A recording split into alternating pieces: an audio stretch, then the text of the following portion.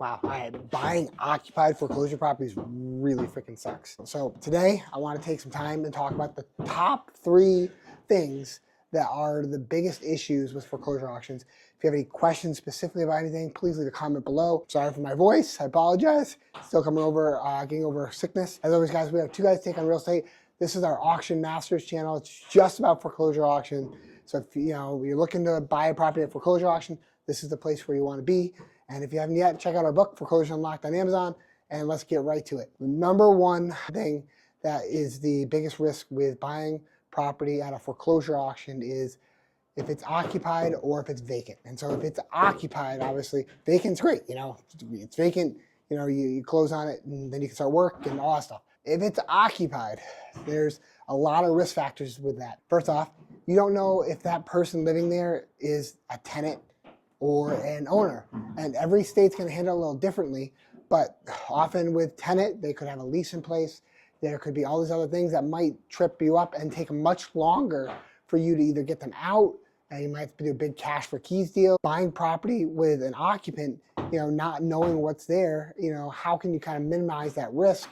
Well, if you're lucky that you're at the auction, try talking to that person. Try knock on the door if you want and see if you can figure out and just network and talk with them, and you might be able to really minimize that risk by understanding what's going on. They often they're probably, it's a bad situation. Sometimes they don't even know that's happening, and you can talk to them and get a lot of information out of them. So just be friendly, talk to them.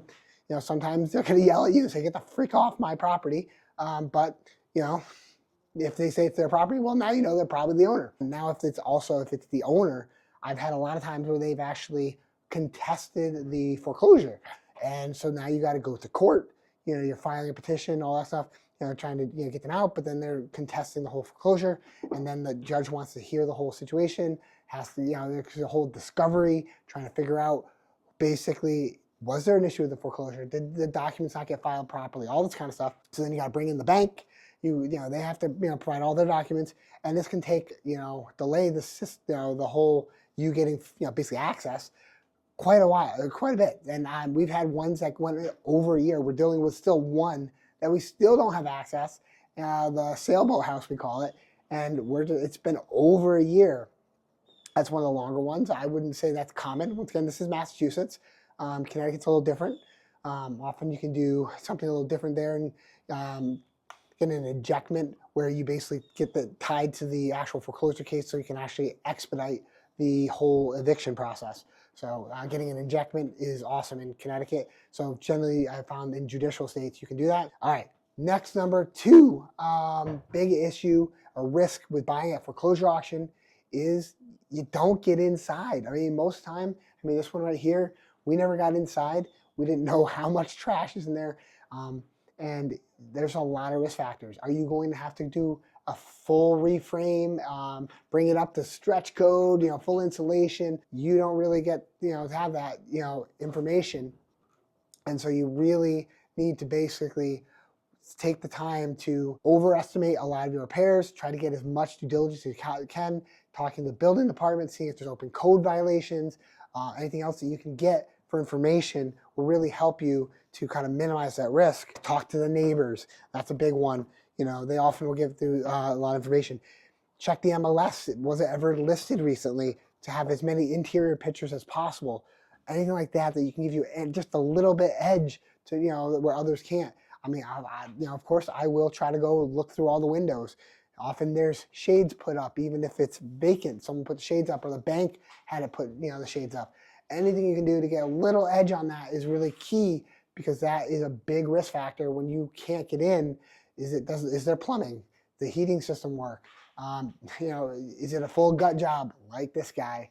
Or is it, basically a fluff and buff? Obviously with a fluff and buff, you can, you have more room to, work with it. But so it's really, hard to, gauge that when you're just kind of on the outside of the property. So there's little ways, looking for underground oil tanks, looking if the heat is on, looking at, and that goes actually back to tenancies, sorry, if it's occupied or not, checking if the utility, so if the electricity's on, if the gas is on, there's more likely a chance that's occupied. So that's another thing there. But that also can give you an idea if the heat is on, the power's on, well, okay, it's actually probably habitable, Maybe they vacated. We've had a lot of people where they vacate, but they left the power on, or the bank turned the power on. So now at least there's some kind of conditions, but you still don't know, is the water on? Is there a big leak? Is there mold issue? All these other things that can come up. Biggest way we mitigate this is doing as much, kind of detective work as we can, but then padding our numbers as much as possible. Sometimes that means that we're going to get priced out and our bid number is going to be much lower than others. And honestly, I'd rather take, less risk, have a higher, a lower bid number, higher rehab number to protect myself than buying a property that is going to be cost money and we're going to lose money on the deal, which we've had. Like, once again, with the property down in Southern Connecticut, we talked about in our book, Foreclosure Unlocked, up on Amazon, but we talked about that a lot there. So if you want to learn more about that, check that story out. But that one really cost us over 200 grand. The rehab was far more than we anticipated, and it was just one thing after next. That, to mention the fact that it was much further away, a lot of other risk factors. So number two is basically you don't get access. So you're buying the mystery box, Kevin likes to say. The third and final risk I'd say really is getting financing. So many people think that they can actually do regular financing, and while you could potentially do that, that's often not the case. And a lot of these you have to close quickly, and typically in about 30 days. And so you have also a deposit out there, and that deposit can become forfeit if you don't, close in time. So you're going to want to make sure you have financing really set up using hard money lenders. That's a great way, or using basically another source of financing like your HELOC or a partner or someone so that you can know that whatever you're bidding, you have the money to close in that time frame. So you don't want to lose your deposit, which, some of the deposits in like Mass, $5,000, $10,000, $15,000, which is not great. But down in Connecticut, you can have deposits up in north of $80,000, $120,000, even more.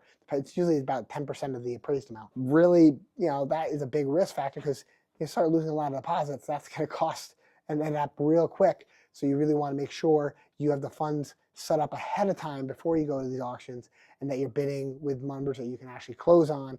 Otherwise, you're risking, losing your deposit. And that can be a big, no-no. Once again, we're going to recap the top three I see as risk factors for buying at foreclosure auction. Is number one, is it occupied? And if it's occupied by a tenant or the former owner, because those are going to be typically different situations on how you're going to have to handle that, and the risk factors with that if they're going to be contesting the foreclosure and stuff like that. Second one is the fact that you don't get access to inside. So you're buying a mystery box. Who knows what you're buying? Are you buying a full gut rehab like this?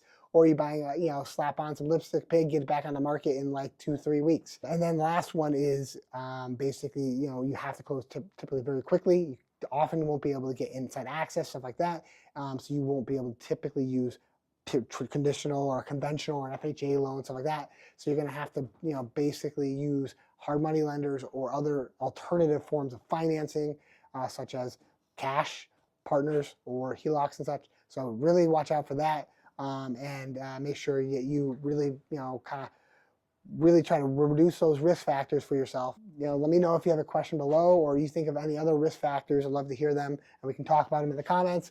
And thanks so much for joining us, and I wish to see you guys on the next video. Thanks a lot.